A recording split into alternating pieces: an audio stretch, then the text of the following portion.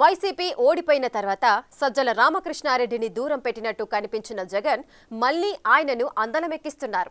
ఇక నుంచి పార్టీకి దిశానిర్దేశం చేసే బాధ్యత సజ్జల భుజాలపై పెట్టారు మాజీ సీఎం. జగన్ తాజాగా నియమించిన పార్టీ పొలిటికల్ అడ్వైజరీ కమిటీ కన్వీనర్గా సజ్జలను నియమించడంతో పార్టీలో ఆయన ప్రాధాన్యతను మరింత పెంచినట్లయింది.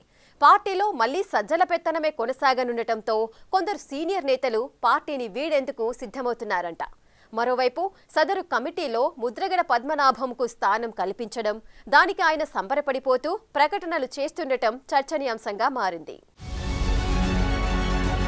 వైసీపీ అధ్యక్షుడు మాజీ ముఖ్యమంత్రి జగన్ పార్టీ పొలిటికల్ అడ్వైజరీ కమిటీని నియమించారు. మొత్తం 33 సభ్యులతో వైసీపీ స్టేట్ కోఆర్డినేటర్ సజ్జల రామకృష్ణారెడ్డి కన్వీనర్గా ఈ పీఎస్సీని ప్రకటించారు. ఎంపీలు అవినాష్ రెడ్డి, అయోధ్య రామిరెడ్డి, మాజీ స్పీకర్ తమ్మినేని సీతారాం, మాజీ మంత్రులు రోజా, బెడదల రజని, కొడాలి నాని, వెల్లంపల్లి శ్రీనివాస్, అంజద్ బాషా, ఆదిమూలపు సురేష్, నారాయణ స్వామి, అనిల్ కుమార్ యాదవ్ తో పాటు ముద్రగడ పద్మనాభం, సాగే శైలజానాథ్, నందిగం సురేష్ తదితరులకు ఈ కమిటీలో స్థానం కల్పించారు. ఈ రాజకీయ సలహాల కమిటీకి ఇప్పటికే పార్టీ రాష్ట్ర కోఆర్డినేటర్ గా ఉన్న సజ్జల రామకృష్ణారెడ్డిని కన్వీనర్ గా నియమించారు. దాదాపు వైసీపీలో కీలక నేతలందరికీ ఈ కమిటీలో స్థానం లభించినట్లయింది.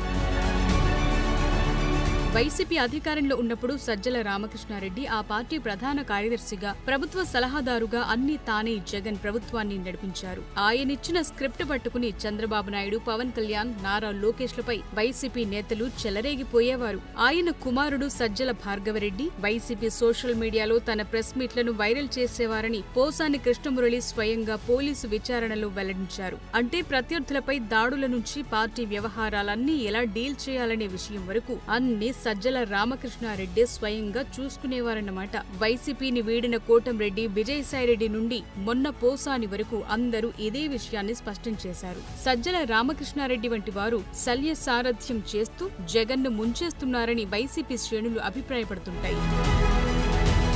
గత ఎన్నికల్లో టికెట్ల పంపిణీ సమయంలో కూడా పలువురు నేతలు జగన్ కోటరి అంటూ సజ్జలను టార్గెట్ చేశారు. అయితే వైసీపీ ఘోర పరాజయం పాలైన తరువాత కూడా జగన్ మేల్కోలేదన్న అభిప్రాయం వ్యక్తమవుతోంది. ఓటమి తరువాత జగన్ సజ్జలను పక్కన పెట్టినట్లు కనిపించారు. అయితే విజయసాయిరెడ్డి వంటి ముఖ్య నేత పార్టీని వీడి వెళ్లిపోవటం సజ్జలకు బాగా కలిసి వచ్చిందంటున్నారు. జగన్ ముఖ్యమంత్రిగా ఉన్నప్పుడు ఒక్కొక్కరికి లక్షల చొప్పున ప్రభుత్వ సొమ్ము జీతభత్యాలుగా చెల్లిస్తూ 50 మందికి పైగా సలహాదారులను నియమించుకున్నారు. ఇప్పుడంతా సీన్ లేకపోవడంతో 33 మంది సీనియర్ నేతలతో ఓ రాజకీయ సలహా కమిటీని ఏర్పాటు చేసుకున్నారట. దానికి సజ్జల రామకృష్ణారెడ్డిని సమన్వయకర్తగా నియమించారు. అంటే పార్టీలో ఇప్పటికే స్టేట్ కోఆర్డినేటర్ గా ఉన్న సజ్జల పెత్తనం మొదలైనట్లే అంటున్నారు. ఇలాంటి పరిస్థితుల్లో తమకు రాజకీయ భవిష్యత్తుండదని మెజార్టీ నేతలు భావిస్తున్నారట.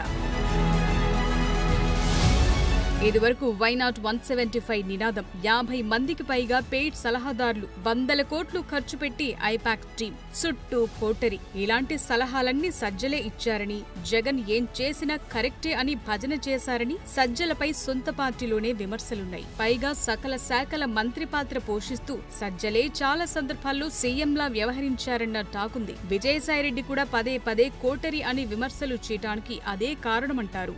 ఓడిపోయిన తరువాత సజ్జలను కోటరీని పక్కన పెట్టినట్లు కనిపించిన జగన్ మళ్లీ ఆయనకు ప్రధాన బాధ్యతలు అప్పగించడం వైసీపీ సీనియర్లకు మింగుడు పడటం లేదట. జగన్ తాజా నిర్ణయంతో పార్టీ ఎమ్మెల్యేలు, సీనియర్ నేతల్లో తీవ్ర అసంతృప్తి వ్యక్తమవుతుందట.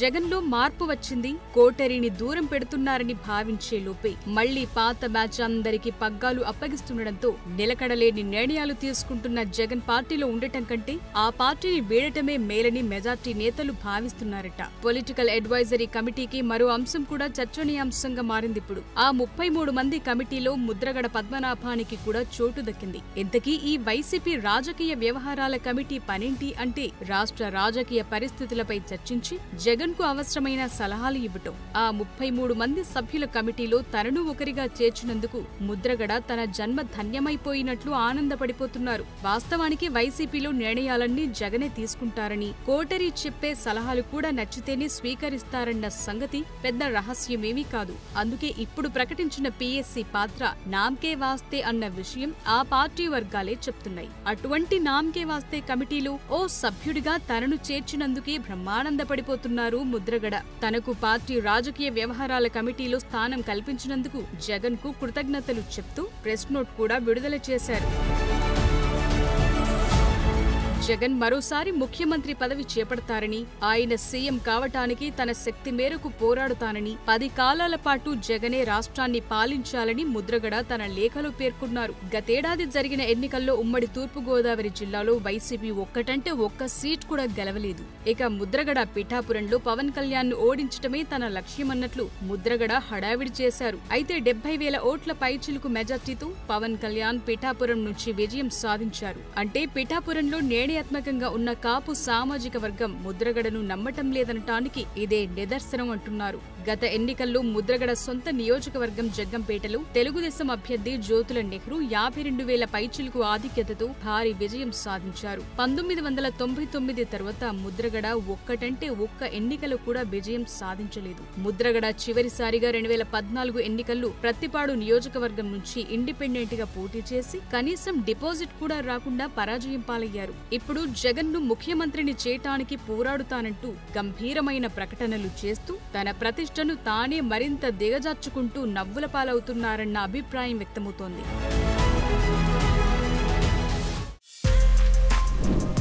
For more videos like this, subscribe Big TV channel.